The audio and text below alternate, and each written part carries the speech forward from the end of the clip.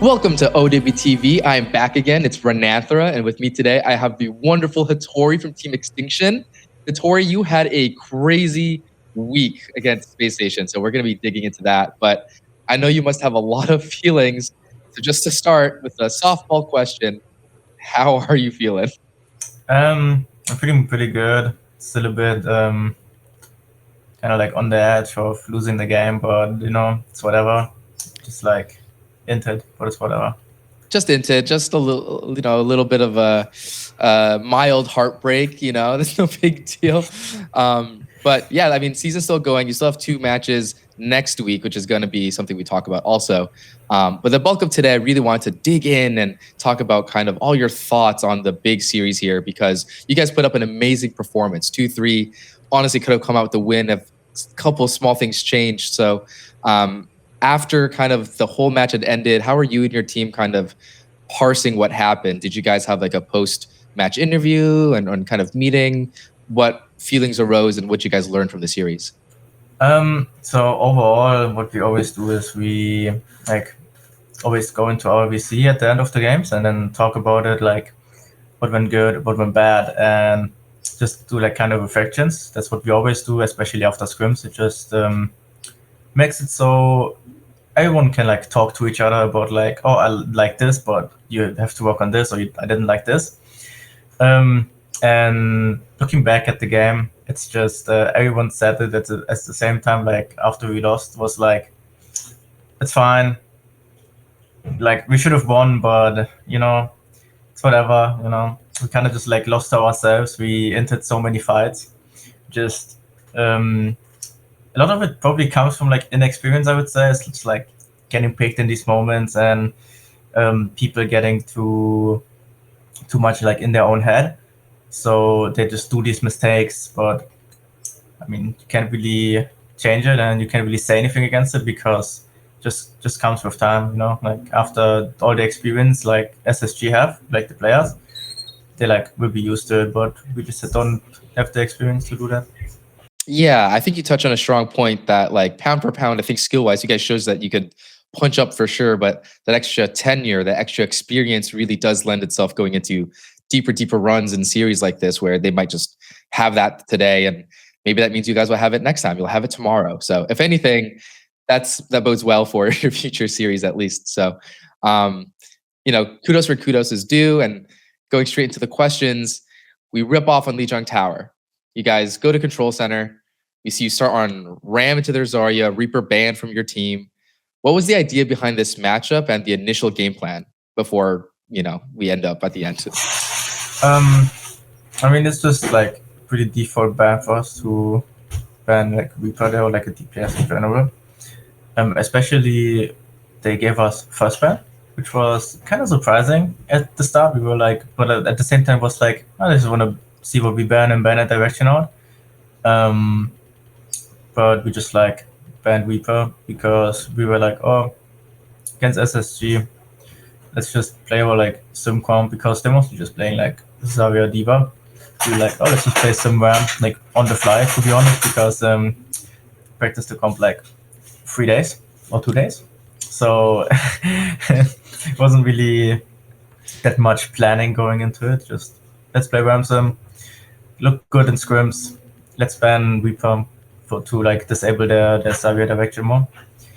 They banned Monkey, which was kind of like confusing, but I mean, I get it because you can also ban Reaper to like enable Monkey, but I think most of the bans were like an issue from their side because they don't really have a direction on us. They don't really know what we play because most of the lower teams, they don't scrim like against the higher teams. Like we have scrims against Liquid and GK here and there, or like against Nightmare. But against SSG, I think we only scrimmed them one time. So it's like a big issue. I think the higher teams have, especially if they underestimate the like lower teams, that they can like punch up. But at the same time, there hasn't been a lower team that punched up yet, So I mean, you guys were probably the closest thus far. It was like stupid close. And I actually think that's really insightful. I hadn't really thought about how that might impact things if scrims kind of happened in different silos where like some scrims only scrim each other and the other half of the region only scrims each other. That's very interesting. I'm sure I'll kind of marinate on that for future interview questions for sure. But going into, I guess, like the end of that first round, it looked like you really had it. It was like 99-89, that last fight in Control Center. It was super close, but then you guys lost it by like an inch. What do you think happened and went wrong? Was it just not the clutch factor or a bigger mistake there? Just people not being on the same page, I think. There was a lot of things going on in VC, but just like we got the first pick, and then Hawk was isolated on point. Then we killed Hawk, but then like we just didn't, like we went on the same page. So then they came back with OC and like turned the fight around. So a bit of coordination was the difference there between perhaps being a 3-2 series to like a little heartbreaking to hear. I can imagine. Yeah. But okay, I mean, moving from Control Center, you guys went to Night Market. In this moment of time, series is still super winnable. Space Station started well again, but you guys trade back and forth, and then you take it to their spawn. You try to kind of hold them there, prevent a touch, and it was this close to going wrong with Chronic touching kind of last second. He ripped the bola, and it was dicey. But were you guys expecting him to get that touch? Was this within expectations, or did he kind of slip through and make something happen? We saw him going left side, so we just said they'd have a touch, but it was after we went with Kitsu, because we just said, oh yeah, go with Kitsu, go in their spawn, try to do the night touch. So we're like, okay, sure, let's do that. And then we were just late on the care call that they have grab, so that's why Vision died to the grab.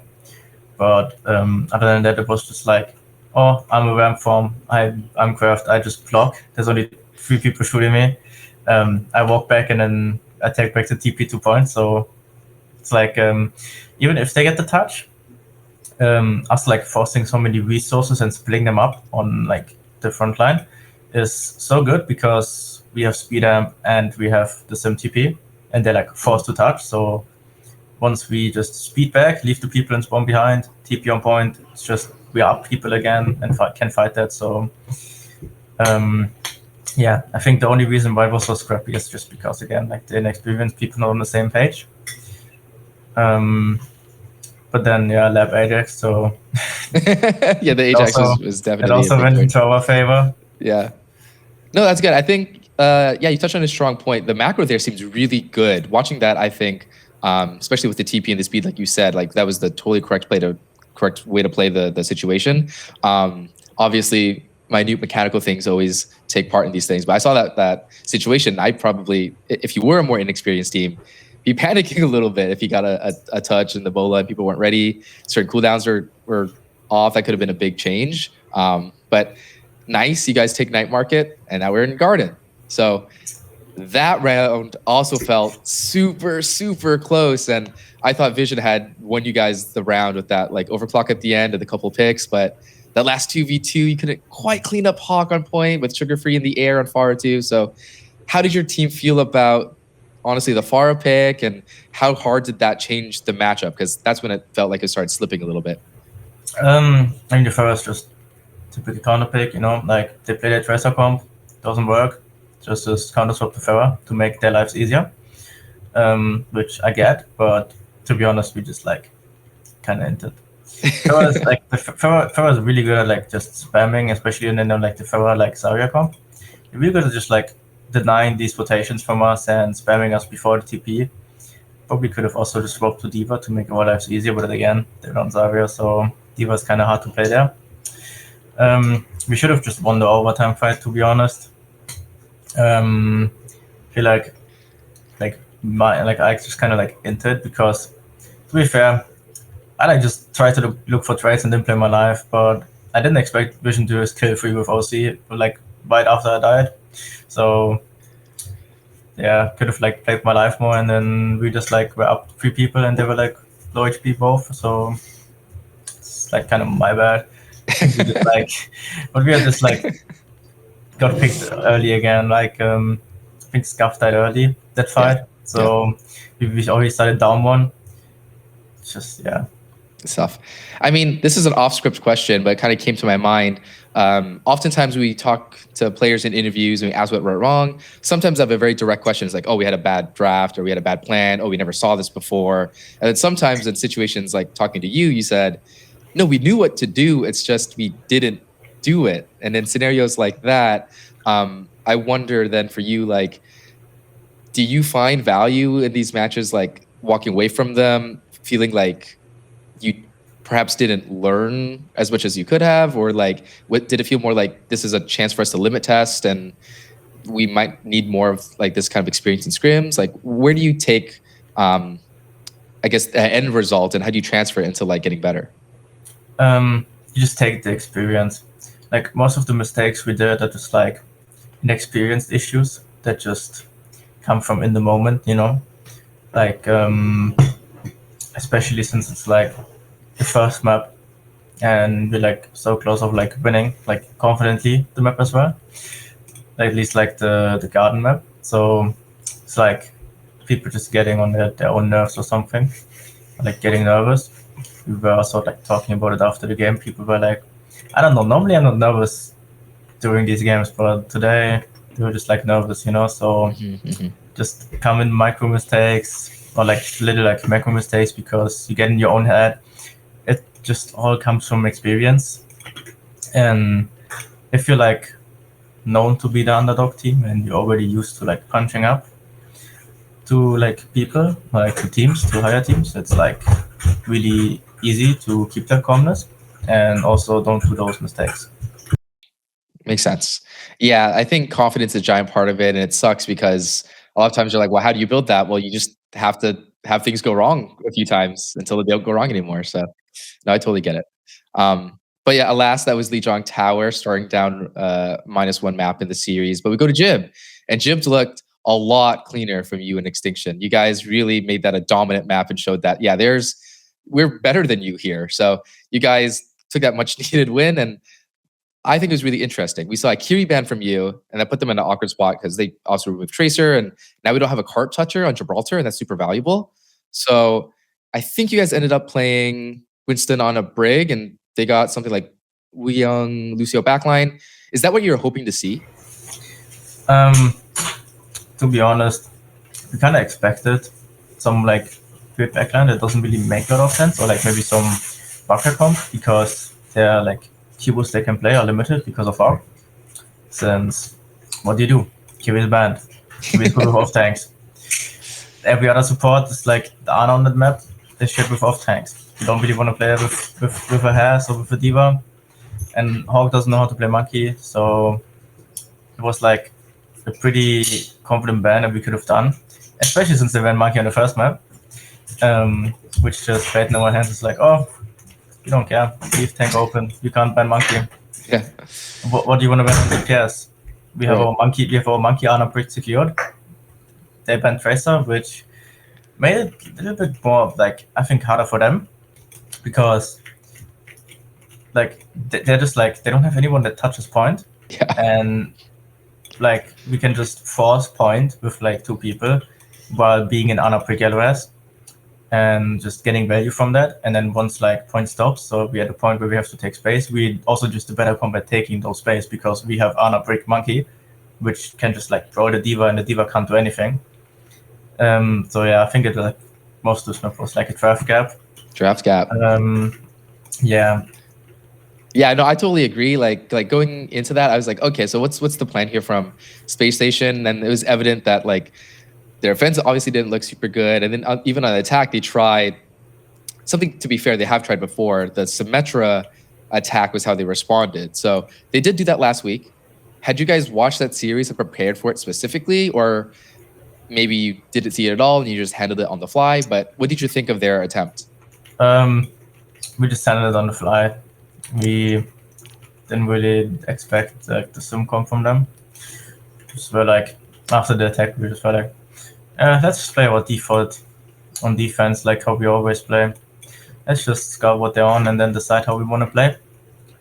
And yeah, just then we're like normal, like every time. It's like, oh, they're on that comp, just play for our strength, you know, like the sim pick doesn't really change that much.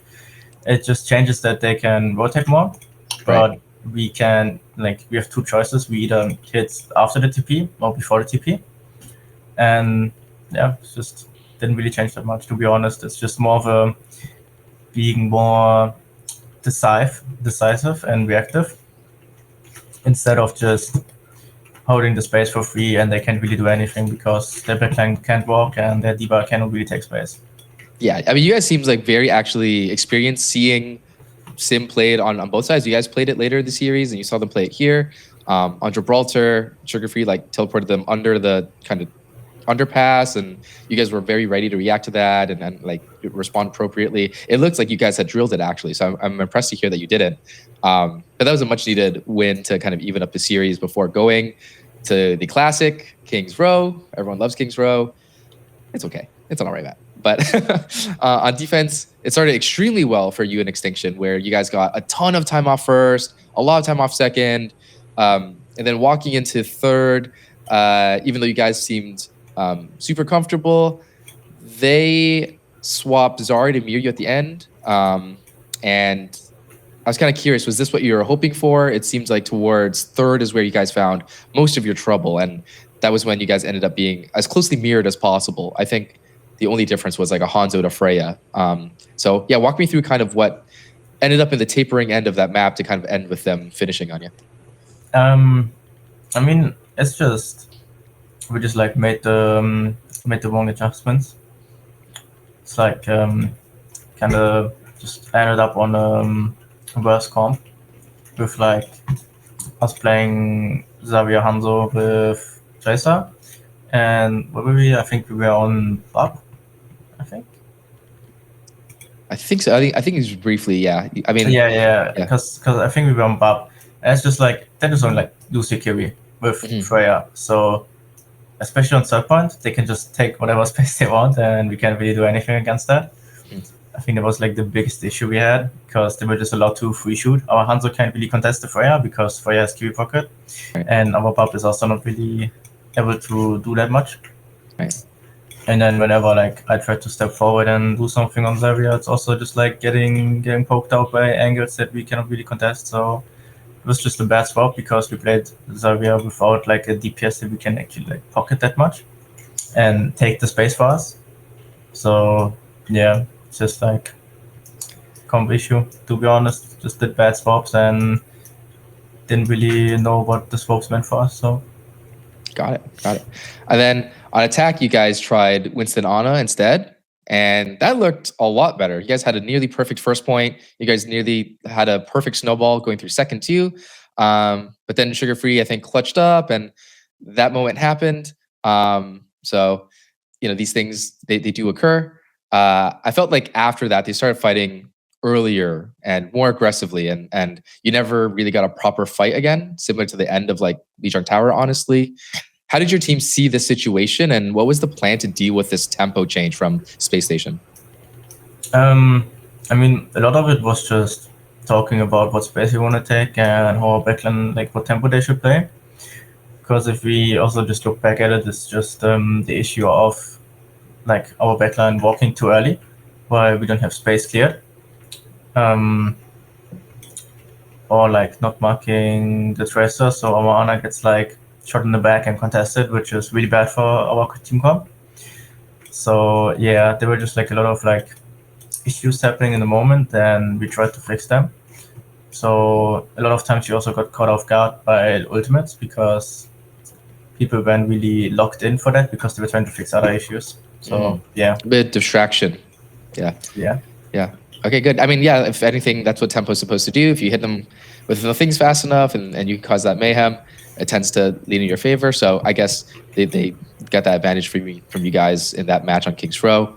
But New Queen Street, on the flip side, I think you guys took it back in a resounding fashion. I was actually surprised to see that you guys picked New Queen Street at all, considering the struggle against Geek last week on the same map. I think you guys got actually 0 meters.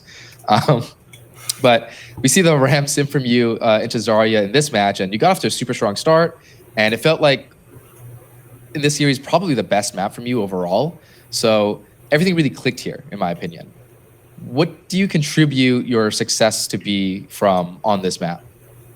It was pretty simple.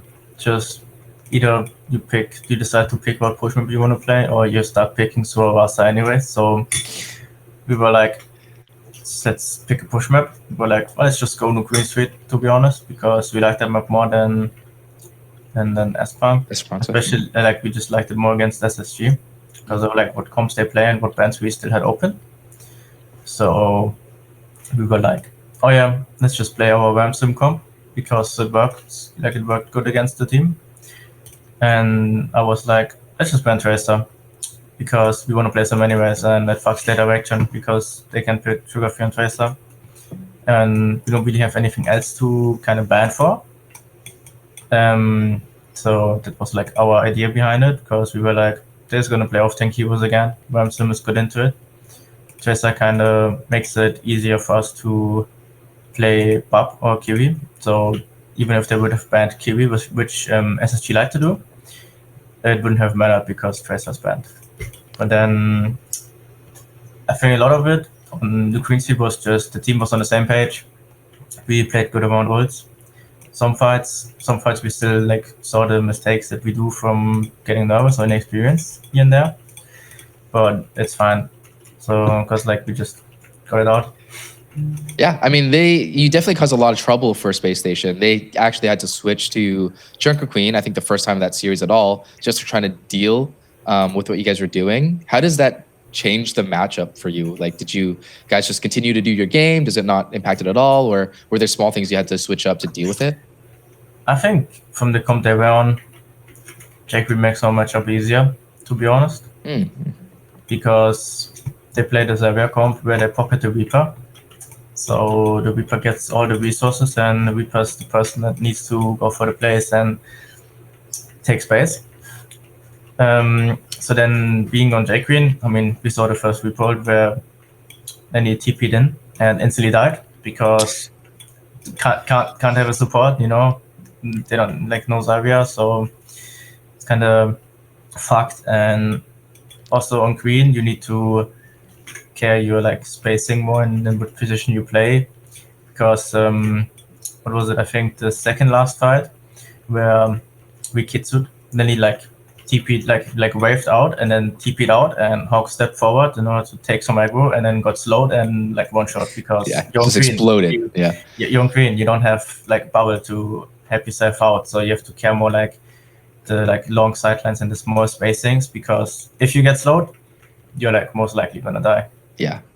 Felt like a Hail Mary pick from them, honestly, to me also. Just kind of like, hey, this is not working. We got to maybe try to tempo change or something, run at them. And like, I think that was a miscalculation on their part. And now you're 2-2 going into Suravasa, all is planned. And this is a nerve-wracking last map, especially for an more inexperienced team like yourselves. So you guys banned out Zarya, which was, you know, I think a very powerful ban, and they replied with Sim. So we're going into this map, and I'm thinking to myself, what adaptions are left in the tank? And to my surprise, you guys start with Mei in a Ram mirror, which I actually wasn't expecting. That was not my bingo sheet. So in hindsight, I'm just guessing, was the Mei because you had anticipated them to mirror you on Ram also? To be honest, we didn't really anticipate them to play Ram.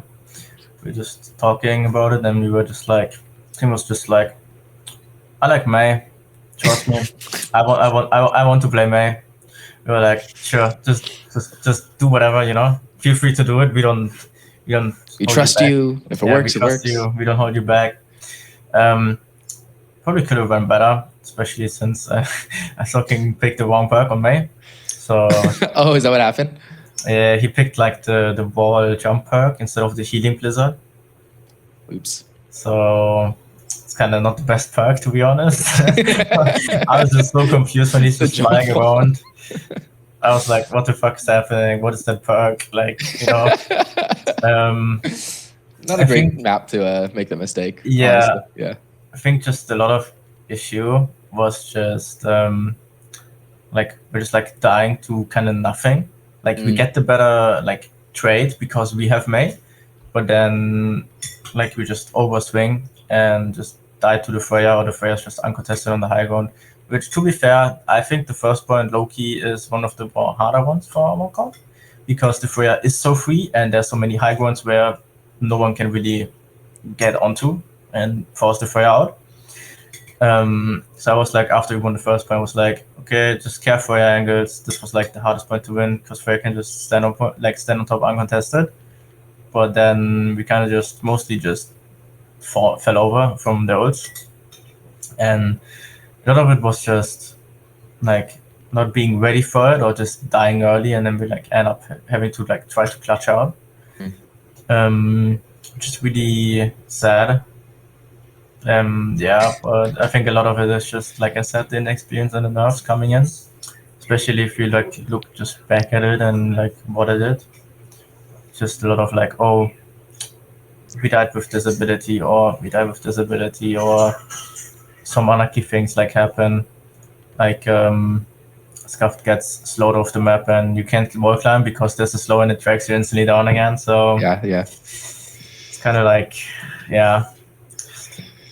It happens. I mean, I think, again, kind of to tie back into the theme at the start when we began to talk, it's kind of a good problem to have, like at the end of the day, to know that you are good enough to win these things. And it is small adjustments. It's just having a bit more confidence and shaking the nerves off a little bit better on the game day. That tiny things led to a loss today, but it's not because you're worse players. If anything, anyone watching the game are like, okay, Extinction can 100% win these series. It's just a matter of time before we see them kind of get there. So if anything, I think, an applause is worthy still. I know as a competitor, you're not going to be happy.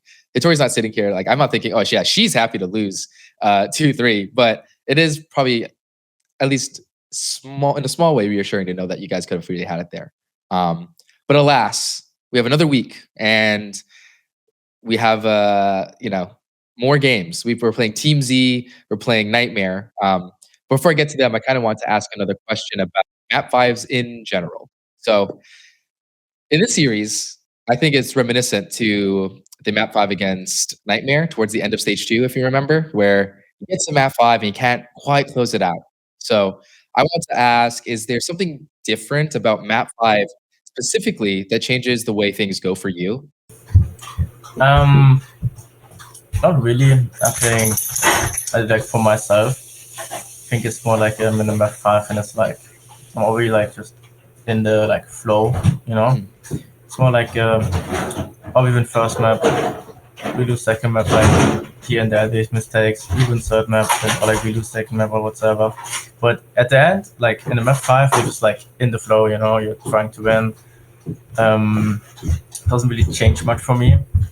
Kind of used to map 5s, to be honest. I had so many map 5s in my career, so especially against like higher teams, like in my like stage 2 on Super Shy, where we had a map 5 2 times against EXO, who placed third the stage before, and then in stage 3 again against EXO, but the EXO was the Peace and Law from last stage, who placed 4th, and we reverse swept them. So no stranger to the number 5, just very well acquainted with number 5. Yeah, it's just a lot of map 5s here and there, just kind of getting in the flow. But there's the experience, right? Yeah, now you just start winning a couple of more of them, and that confidence will come, and things will take off. So that's perfect. But yeah, going into next week, last couple of matches for you. Double feature. So you're the final double feature. We are playing Team Z first of all. So, first, when you play Team Z, this is a big one for qualifying for playoffs, obviously. So how do you feel going into this match knowing there's actually stakes? I mean, we're pretty confident. We're just like, after the SSG game, we were like, see guys, that's how we play when we actually play the game and we don't end. So we're pretty confident against Team Z, especially if we just play our own game. Just play the game, and we should win. Or like we should win confidently. To be honest, if we play like we played against SSG, so then we like just working on getting that like play style like into like our normal Like not that it's like a one-time thing that happens, you know, not it's just like an up. Yeah. Just try to get it. That should be the standard. Yeah, You it know? should be this. Yeah. Gotcha. Well, I mean, talking about playing your style and playing your game to win, and that being the expectation, Team Z actually started leaning away from double flex DPS last week versus Nightmare. They still did it at times for sure on like map 3, but are you worried at all about that composition, about their play style? Not really. We've been forcing hit scan the whole time. Even when hit scan wasn't that popular, we still forced hit scan. So we know how to play around hit scan, especially since it was so hard to play around hit scan when double flex was good. But we still made it work, just with our own adjustments. So we're like pretty confident in if it's a hit scan unit, we should just win. So is that your message to Team Z? I was going to ask you to give them one, but is that your message? Yeah, I mean, this was my message that it's gonna probably 3-0 as long as we play our game. I appreciate the clickbait, Hitori. It's always nice to have one of those easy inserts in our videos. And then I guess the last match of the stage for you, unless you go to playoffs, would be Nightmare. So that's the team you had. Again, I mentioned the map 5s with against stage 2. Maybe this is an element of wanting to get revenge. How do you feel going into that game? To be honest, I think like Nightmare is probably gonna be could be a harder game than SSG because they're more versatile. You know, you can't really be like, let's just ban this. They're force on off tank. What do they do? You know, right? They're like more versatile. So you have to be prepared. Like, oh, it's PK and it's Ryan win. They can just like play whatever. I think we have a chance of winning. Like if we just have to play our game, you know, not fall over, play our own tempo. I think it's gonna be probably just a banger again. You know, normally like all the games against we'll take it. All the games against that team has always been like bangers, you know. So all right. I mean, yeah, we'll take it. Like I love map 5s. I know you're probably gonna get like heart problems and a shortened lifespan overall if you're only playing up to like match series enders like all the way to the wire. But I really much appreciate it as a spectator. Do you have any words for Nightmare? You know, to cap things off. Just that they shouldn't underestimate us mostly because I think they're probably going pretty confident in the game and being like, oh, should 3-1 them or something, you know. But I think it's pretty bad to underestimate us. A little bit of a warning, yeah. Gotta watch out. You saw what we did to Space Station, and you know, like we could do that to you, maybe even worse. I like that. All right, Hitori, I appreciate all the time in your interview. One final ask for you. I know I'm asking you to send all these messages to Team Z, to Nightmare, to everyone, but I think Extinction earned a lot of fans this weekend with how well you guys performed. So to old fans and new fans alike, to people that are just getting to know you now in this interview, do you have any final words for them? I mean, I just appreciate every one of them. And I'm really grateful for all the support we get, especially with just Extinction being in New York and just coming into OWCS in stage 2. We've like gotten such a fan base and so many like just fans that are so like supportive and everything is pretty amazing. Yeah, go look to get some Extinction merch. Like there might be some new jerseys dropping soon. So yeah. Okay, cool. There you have it. So yeah, check out their merch store. Check out Extinctions on all their socials. Check out Hitori on hers. Check out me on mine. Why not? If you enjoyed the interview, I appreciate a follow too. And definitely don't forget to drop a follow at OWTV. So Hitori, thank you for all your time. That's been her. That's been me. And this has been OWTV. Thank you for watching. And we'll talk to you next time.